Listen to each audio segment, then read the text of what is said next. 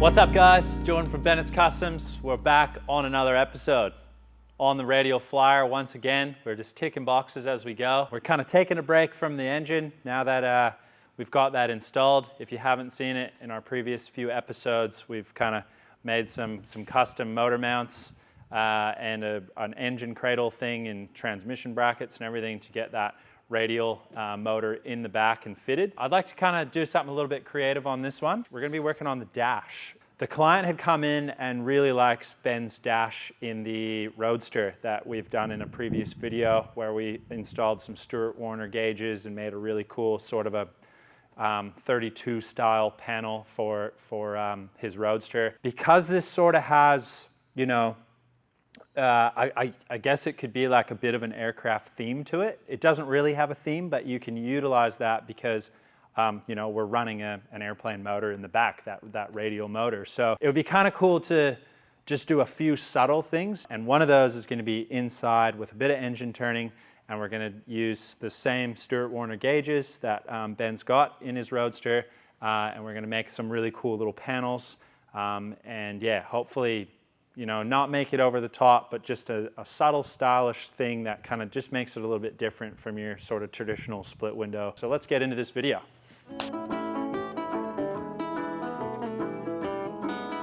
You can see here, nothing's been modified on this dash, and they just run a single speedo. We had considered running some gauges down here, but purely because of leg space, we want to sort of eliminate anything in this area. We want to make it quite comfortable to be able to jump in. We had a few ideas. One, we are going to run the speedo still in here. We still have a tack gauge, fuel, water temperature, oil pressure, and battery. So we have 5 other gauges that need to go somewhere. Coming up here, in this area, this is sort of the ventilation air box that used to be utilized. But we kind of thought, you know, sort of aircraft theming, cockpit sort of, you know, thing. Gauges are usually sort of above or down below. I think it would be kind of cool to try and create an insert panel that would fit inside here and more or less sort of a box. So we can still utilize this to get fresh air coming up through the vent past the Safari windows. And you've got your ventilation on the side and out the back. So passengers in the back, you know, we get a bit of fresh air along with having your windows down. Okay, so what we have here is the original access panel that would have sat in there. Very simple, 2 little brakes. It's got a little bead roll, which is kind of neat. I now have a reference for where all the holes are, so I can use that to drill into our 1.6 aluminum that I'm going to make it out of. What we're going to do is, I was kind of thinking about doing a bunch of cardboard templates. I will do one for the panel that kind of has the little shape around it, but the initial one to get these 4 gauges in here, I think I'm just going to kind of reference off this. We'll get it on here, and I'll be able to go over to Liam's, use his guillotine, cut this out perfectly, and then we can put a few bends in it afterwards. So these are just 2 of the 6 that we have. And these are a aftermarket Stewart Warner gauge set. I believe they're called like the Black Wing or, yeah, Black Wing kit, I believe. But yeah, really cool little setup. They're very nice gauges. They have the dome glass, which I really like. So I think we're just gonna, yeah, run through a quick time lapse. I'm just gonna try and figure out the best layout as far as the gauges. And then when we get to the speedo, that'll be a little bit different. We'll get this panel done, and we'll make the other 2, and then we'll see where we're at. You got me acting out, you. All tenderness is out the window. What you do to me when the cold bites blue is straight cool.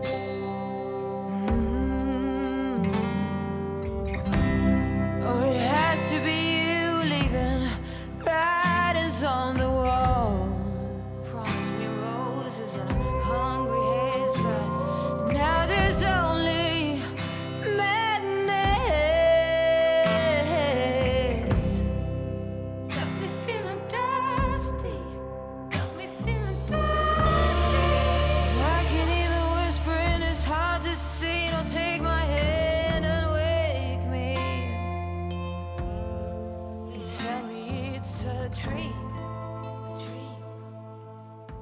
All right, so we have the panel now, and as you can see, kind of hard to see probably on the camera, but we have the layout of our gauges and the size they're going to be, as well as our brake lines to go over to the magnetic bender and put them into add our little provisions where we need it to sit up in there.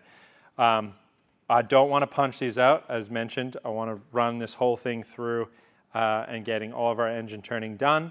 And then once that's finished, then we can go through and punch these. And that's just purely to try and save the end of this. There's nothing worse than trying to come up to an edge that doesn't have anything there. And it usually doesn't do well on these things. It burns them out right away. So I am just using a brown Scotch-Brite, and I've kind of sanded it down to the size that I really like. But there's obviously multiple things that you could use for this. Kratex sticks are a big one. And if I had those, I would use them. But for some reason, I've mentioned it before, Kratex sticks are seem to be really hard to find in Australia. So if any of you guys know where to get them, maybe within Australia, or if anyone's got a spare couple laying around that they don't use, please let us know. So I'd happily buy them off you. So I'm gonna just use this brown one. I'm gonna just apply a little bit of lubrication to this just to help so that it doesn't want to fill in the kind of the texture on the Scotch-Brite itself. And I have a ruler here that's kind of a sacrificial ruler. I've used it all the time for it. And that's just to try and keep the same height as our aluminum. And that'll just kind of help wanting to not come off an edge. And then we can just get it started. Yeah, and that's basically it.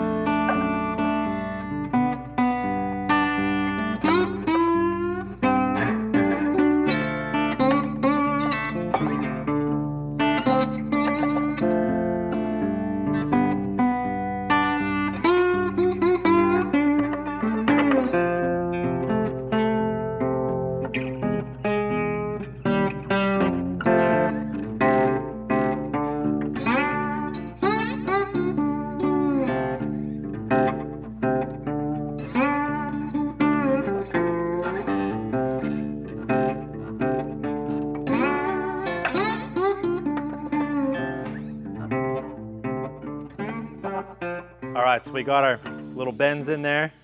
I've kind of mocked it up. Seems like it's going to fit quite nice. On the back side, I just used a Sharpie and ran around. The holes for my hydraulic punch set were about 1 mil off, so I had to take 1/2 mil off. So I just used a little sanding wheel and made quick work of it. So now all the gauges fit really nice. So you can kind of see this is the idea that we're going for. So that'll sit in like that. And then we will have our 4 gauges on either side. So I'll just show you 3. And another small detail that I really like to use are like a flathead or a straight blade countersunk stainless screw. And then I use a cup washer. And then when you put them in, it'll look something similar to that.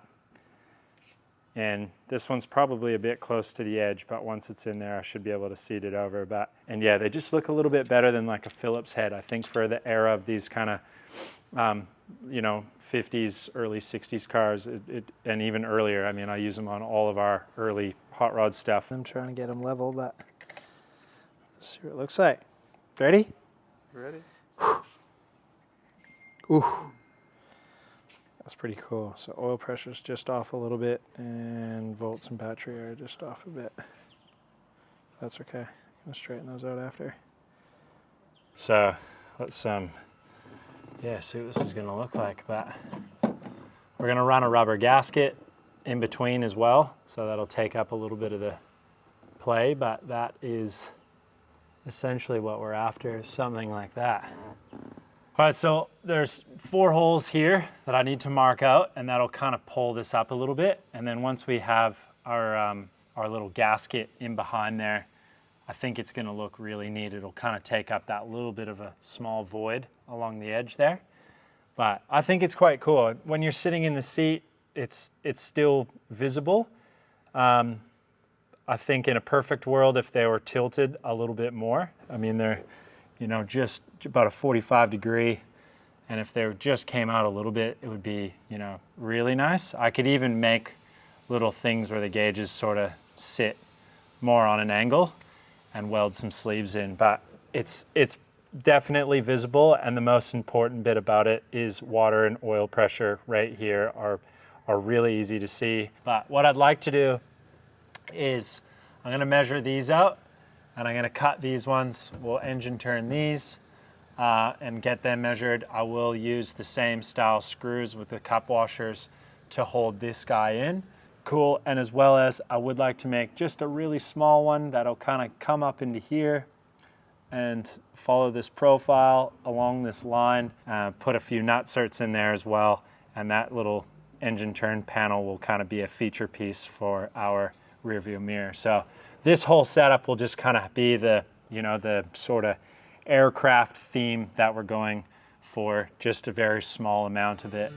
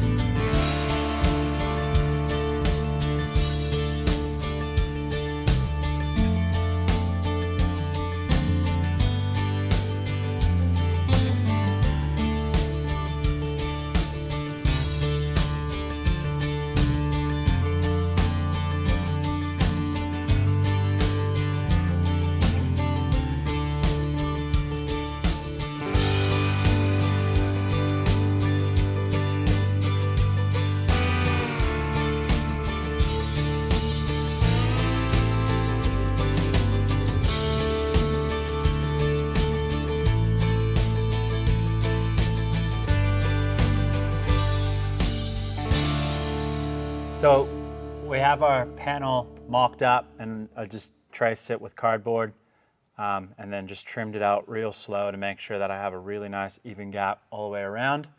Prior to that, you saw I had done the engine turning pre-cut, and that's just purely to make it a little bit easier when you're using the little Scotch-Brite pad for our engine turning on the drill press.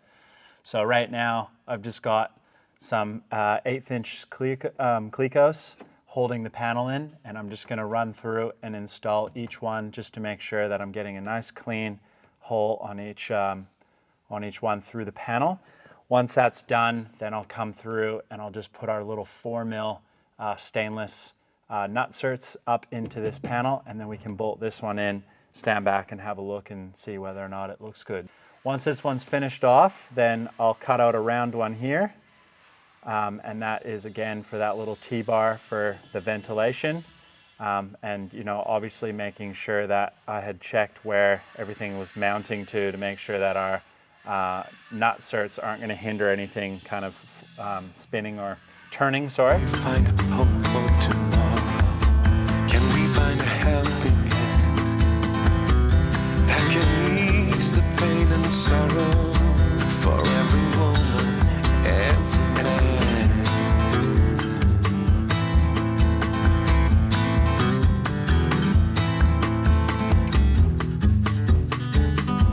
I'm waiting and waiting.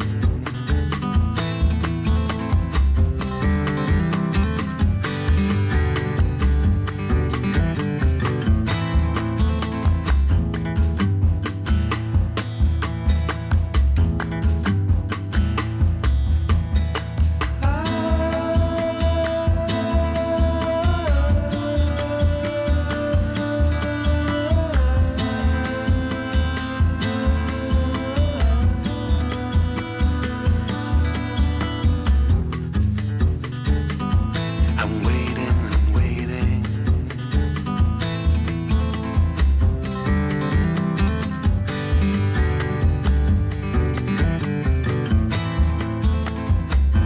Have you seen the eyes of panic? Have you heard the cry of rain? Have you felt the aching hunger and tears falling like rain? Can we find a hope for tomorrow? Can we find a helping hand that can ease the pain and sorrow for every woman, every man? All right, so I've fabricated up this little panel. It's real simple, has a small break on either side, and there's these tabs on the inside here that I didn't realize were there. I was originally going to hammer form a piece that had to slide in with some grub screws, but it worked out perfect. And then ran around the drill press and just did a circular sort of engine turn. It's not obviously completely finished. I'd like to really clean up all these edges. You're never going to see them, but it's just nice to really finish off the piece. So this is going to sit in there, and then that will allow us to put our speedo in place like that. And then I just have to notch the bottom part of it. And then once that's in there, we can stand back and see what it's going to look like.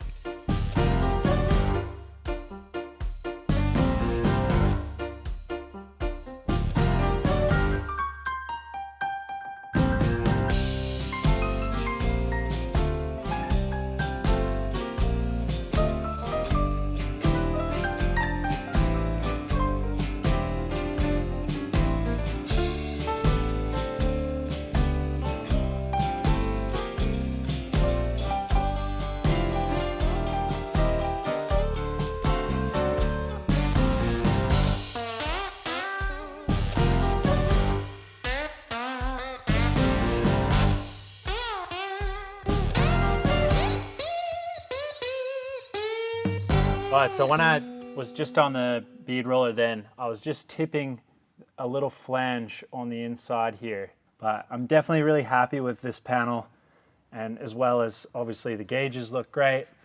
We have our little round one that's been stuck in there, and that's kind of awaiting our, you know, when I finish doing the flaps inside, and we'll get that nice little ivory T-handle on there. And then this piece obviously is just purely aesthetics. There's no function for it. It's just, I personally feel like it sort of ties everything in together. And I don't think it's too much. I kind of stood back a couple times and just had a look at it and went like, you know, is this too much engine turning? Are there too many holes? Is there, you know, the machine screws? But I think it sort of works, and it's sort of visually kind of giving you that like cockpit, you know, upper console sort of idea that, you know, would have been related to an airplane. And you know, it kind of worked out. Obviously these gauges are a little bit smaller than the original one that would have sat in here. So making that little kind of filler plate and engine turning that as well, and kind of having it countersunk in, I personally think it looks really, really cool. And it sort of ties a little bit of the engine turning up into this kind of, you know, upper console. Personally, I'm really happy with the way it's turned out. I sat in here as well. The gauges are definitely still visible. You You know, they could maybe have a little bit of a tilt to them if need be, but I think, you know, your two crucial ones are obviously your oil pressure and water temperature, and they are very visible when sitting in the seat. So hopefully you guys enjoyed that. That was really cool to, you know, sort of create, and just, yeah, kind of had an idea in my head, and it was nice to see it kind of come out, and yeah, I'm happy with it. So I think once everything else ties in and all the little stainless bits, and we get the nice stainless safari windows all attached with our little latches, it's really going to sort of tie everything in. So anyways, make sure you guys like, subscribe, hit notifications, and we will see you on another episode of Bennett's Customs next week. Thanks, guys.